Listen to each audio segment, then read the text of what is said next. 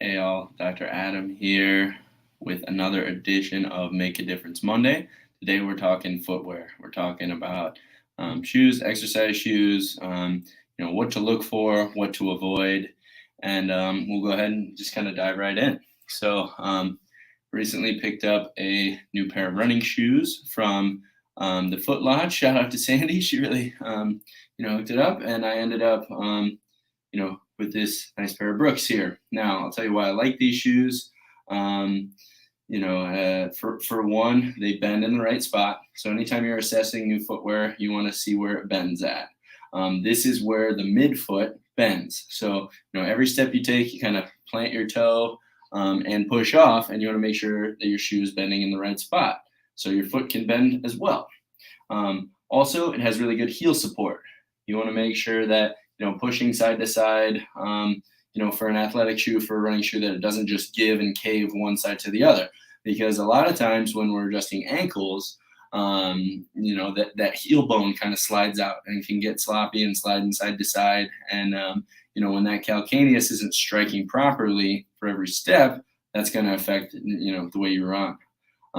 These shoes are also very light, good bounce. And then for me, I had to buy a wide pair because you want to make sure that this toe box out here is wide enough and not squeezing your toes together. Squeezing your toes together over time can, eventually cause a bunion, which is exactly what we want to avoid. So make sure your shoes are wide enough, bending in the right spot, good heel support, lightweight, good cushion, and then look at the bottom of them. When's the last time you looked at the bottom of your shoes? Here we look at the bottom of people's shoes all the time. But there is a reality, just like your tires wear out on your vehicle, so do your shoes. And, you might need to look to update that. Now I'm going to contrast that shoe that we were just looking at with this boat shoe here, right? So these shoes are, maybe look fancy, but as you bend them, you see how it kind of really caves in and it's bending more in the center of the shoe than where this midfoot is.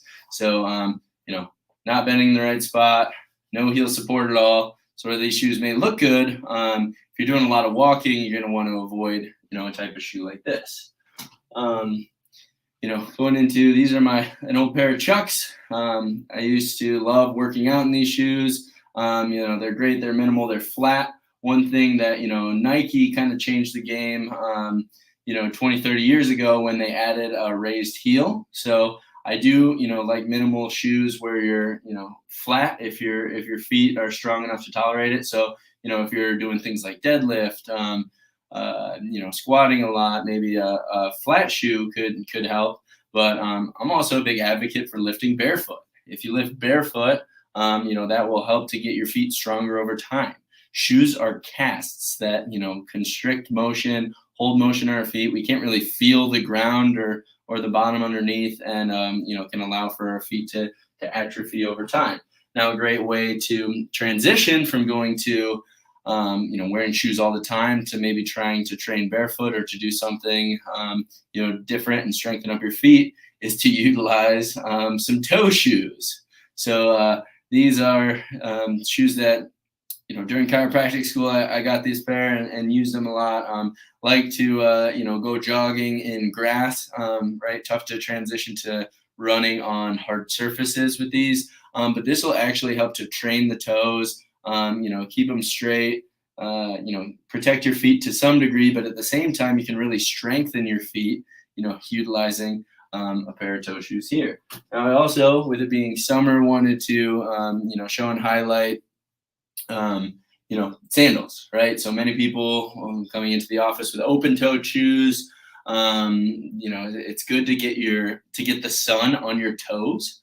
If you never let the sun hit your toes and you maybe deal with, a fungus in your toenail or something, different and unique with your feet, sometimes it's great to make sure to get them some sunlight. But, those cheap flat flip-flops, you have to curl your toes to actually walk, and that completely changes the way you walk and can really, every step we take goes ankle, knee, hip, lower back. So, this information and feedback going into the nervous system from the ground all the way up does matter.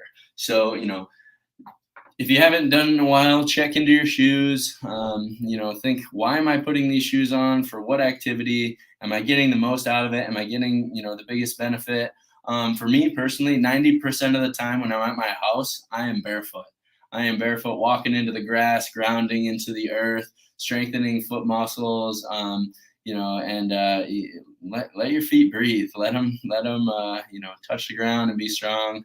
And if it's been a while, maybe time to update those shoes. All right, everybody.